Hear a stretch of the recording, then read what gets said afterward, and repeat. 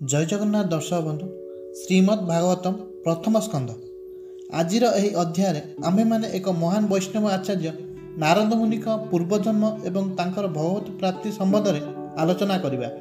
जहाँ स्वयं नारद मुनि श्री व्यासदेव को कहिसंती वास्तव में नारद मुनि एक महान वैष्णव आचार्य किंतु ब्रह्मांकर अन्य कल्परे से स्वर्ग उपवर्ण नामक गंधर्व थिले एवं अत्यंत सुंदर मध्य थिले। तांकर सुंदर रूप जोगु से बहुत गर्वान्वित थिले एवं विषय प्रति अत्यंत आसक्त थिले।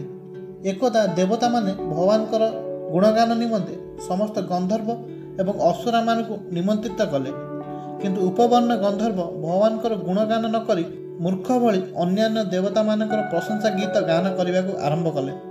फलस्वरूप मुनि ऋषि एवं प्रजापतिगण तांकु समस्त सौंदर्य वंचित कले एवं एक शूद्र रूप में जन्म नेबाक अभिशाप देले।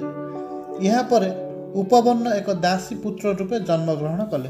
नारद मुनि पुणी कहिले मु जने दासींकर नगण्य पुत्र रूपे जीवन यापन कली। एकदा चातुर्मास समय केतेक उच्चस्तरीय वैष्णवगण ब्राह्मण आश्रम को आसिले जेउठारे मोर माता वास करुथिले एवं वैष्णव मानकर सेवा तथा चर्चारे निजुक नियोजित करथिले। तत्सहित मु सेमानकु मोर व्यक्तिगत सेवा प्रदान करुथिली।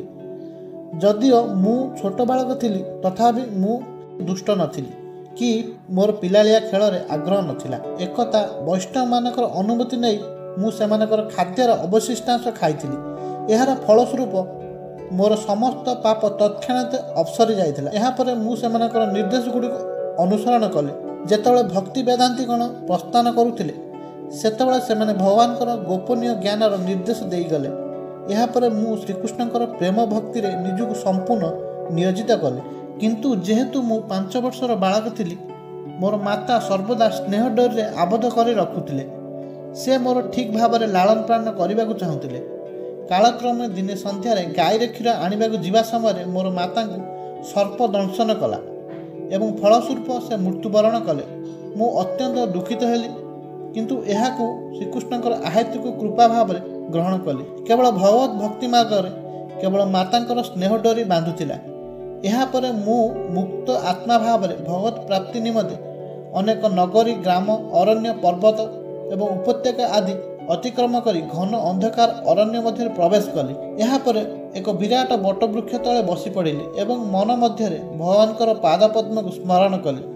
सेतबेले मोर चक्षुरु लोतक झरिबा को आरंभ कला एवं साक्षात कृष्ण मोर हृदय आविर्भूत हेले। यहाँ पर मु आत्मविभोर हो गली एवं आनंदर सागर रे निमज्जित हेली। किछि क्षण पर भगवान अंतर्हित हो गले एवं मु उद्विग्न हो गली। भगवान को विरह अत्यंत वास्तव रे पीड़ा देबाक लागिला। यहाँ पर भगवान अदृश्य अवस्थार कहिले हे पुत्र मु दुखर सहित जनाउछि जे एही जन्म रे तुमे आ मते प्राप्त करि परिबो नाही। तेणु तुम्हें संपूर्ण विषय रहित हो मोर भक्ति कर परजन्म रे मोर महान भक्त रूपे जन्म ग्रहण करिबो। एही परि भाव में ब्रह्मांकर परवर्ती कल्परे अनेक मुनि ऋषि प्रजापति मानक सहित सेही दासी पुत्र नारद रूपे ब्रह्मांकर निश्वास जात हेले एवं भगवान द्वारा प्रदत्त वीणा वादन करी सदा सर्वदा समस्त लोक भगवान श्रीकृष्णकर दिव्य लीला गान करने को लगिले। आज एतिकी। जय जगन्नाथ।